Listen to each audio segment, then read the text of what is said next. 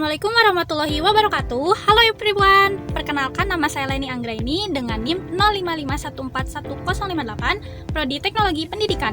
Saya di sini akan menjelaskan materi tentang terms dan sesat berpikir dari mata kuliah logika. Sebelumnya, apa sih yang dimaksud dengan terms? Terms adalah kata atau kelompok kata yang berfungsi sebagai subjek atau predikat dalam suatu pernyataan atau digunakan untuk mewakili suatu konsep dan ide dalam suatu kalimat. Nah, ada beberapa macam terms. Yang pertama, ada terms universal atau terms umum. Terms universal adalah terms yang mencakup seluruh anggota dari sebuah kelompok atau kategori tertentu, bahkan bersifat umum dan tidak terbatas oleh ruang dan juga waktu. Contohnya, semua manusia membutuhkan air. Kata semua manusia adalah terms universal. Nah, yang kedua ada terms singular. Terms singular atau term khusus. Term singular adalah terms yang mencakup pada satu hal atau suatu himpunan yang mempunyai hanya satu anggota sehingga bersifat khusus. Contohnya seperti apa? Contohnya perempuan cantik itu mempunyai lesung pipi. Kata perempuan cantik itu adalah terms singular. Yang ketiga ada terms partikular. Terms partikular adalah terms yang mencakup sebagian hal tertentu, hanya sebagian dari anggota sebuah kelompok atau kategori tertentu, sehingga bersifatnya khusus sebagian. Contohnya, sebagian mahasiswa universitas terbuka menyukai aplikasi TikTok sebagai media hiburan. Nah, kata sebagian mahasiswa adalah terms partikular. Nah, selanjutnya adalah sesat pikiran. Apa sih yang dimaksud dengan sesat pikiran? Sesat pikiran adalah kekeliruan dalam suatu penalaran.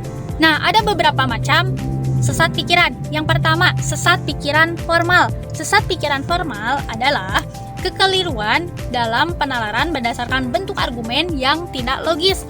Contohnya, jika hujan, maka jalanan basah. Jalanan basah, maka terjadi hujan. Nah, kesalahannya adalah bisa saja jalan itu basah karena alasan lain, bukan karena hujan saja. Nah, yang kedua ada sesat pikiran verbal.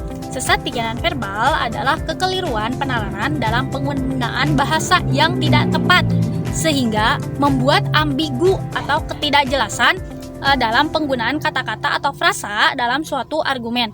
Contohnya, pendidikan adalah kunci. Kunci bisa membuka pintu, maka pendidikan bisa membuka pintu. Nah, kesalahan di sini kata kunci digunakan dalam arti literal dan metaforis yang berbeda, sehingga analoginya tidak valid untuk kesimpulan literal. Yang ketiga, ada sesat pikiran material. Apa sih yang dimaksud dengan sesat pikiran material?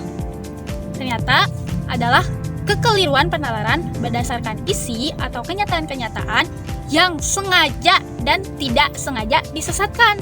Contohnya, seorang perempuan sering dibohongi oleh laki-laki, kemudian menyimpulkan bahwa semua laki-laki sama saja. Selanjutnya, bagaimana cara kita agar terhindar dari logical fallacy? Yang pertama, berpikir kritis dan teliti, yaitu menganalisis argumen secara lebih kritis, mengajukan pertanyaan dan mencari bukti untuk mendukung atau menolak klaim. Yang kedua, fokus pada argumen bukan pribadi, yaitu hindari serangan pribadi atau emosi saat berdebat dan fokus pada validasi argumen itu tersendiri. Yang ketiga, jangan berasumsi tanpa bukti, yaitu pastikan setiap argumen didukung oleh bukti-bukti yang kuat dan bukan hanya dugaan atau prasangka saja. Nah, cukup sekian dari saya. Wabillahi taufiq wal hidayah. Wassalamualaikum warahmatullahi wabarakatuh.